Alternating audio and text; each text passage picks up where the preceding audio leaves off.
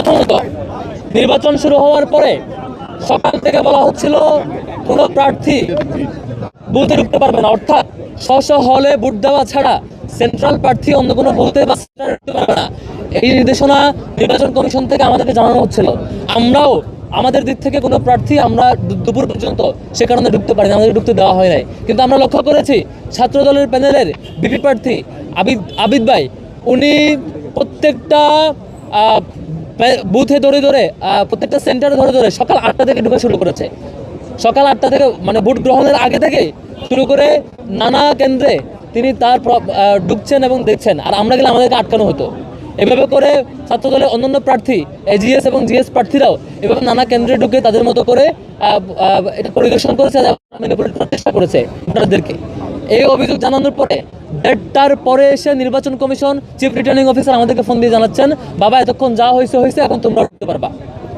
এটা কি নাটক মঞ্চ যে হচ্ছে মানে এতক্ষণ আমাদেরকে নিষেধ করবেন, শেষে আপনারা তাদেরকে সামনে নিতে না পারে নিষেধ না করে উল্টাও দিনের অর্ধেক সময় পার হওয়ার পর এটা বলবেন? এটা খুবই দুঃখজনক ছিল। একই সাথে আরও যে কয়েকটা ঘটনা ঘটেছে, 21শে হলের বুথে সেখানকার কর্মকর্তা এবং ছাত্রদলের সামগ্রিক প্রচেষ্টায় আমরা দেখেছি পূর্ণাঙ্গ ব্যালটে হল এবং সেন্ট্রাল প্যানেলে পূর্ণাঙ্গ ব্যালটে ছাত্রদলের সকল প্রার্থীকে প্যানেলের সকল প্রার্থীকে ভোট দিয়ে সেই ভোটের পেপার ব্যালট বক্সে ঢুকানো হচ্ছিল। সেই মুহূর্তে শিক্ষার্থীদের সামনে দৃষ্টিগোচর হওয়ার পরে তিনি যখন এবং প্রমাণসহ যখন সবার সম্মুখে ধরা খেয়েছেন এবং প্রমাণসহ হাতে নাতে ধরা পড়বার পরে বিশ্ববিদ্যালয় প্রশাসন তখন সাময়িক একটা ব্যবস্থা নিয়েছে। তার আগে আদৌ কিছু হয়েছে কিনা আমরা জানি না।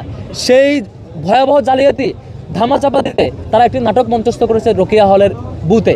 সেখানে হঠাৎ করে একজন শিক্ষার্থী ব্যালট পেপার নিয়ে বুথে যাওয়ার 1 মিনিট পরে সেখানকার দায়িত্বরত শিক্ষকদের এবং তারা ফুটেজ অ্যানালাইজ করে যেটা ফিডব্যাক দিয়েছেন যে 1 মিনিট বুথে থাকার পরে ভিতরে যে বুথে নিজে বসে বুথ দেওয়া হয় সেই বুথ থেকে 1 মিনিটের অধিক সময় থেকে বুথ থেকে বের হয়ে এসে তারপর দেখাচ্ছেন যে হচ্ছে এখানে ক্রস দেওয়া।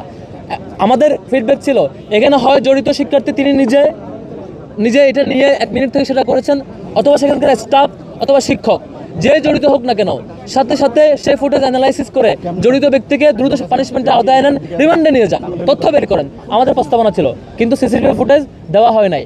তারপর আমি যখন ফোন দিয়েছি নির্বাচন কমিশনকে, আরও 2 ঘন্টা 3 ঘন্টা অপেক্ষা করে আপনারা ফুটেজ দিচ্ছেন না কেন? বলো যে বাবা তারা ফুটেজ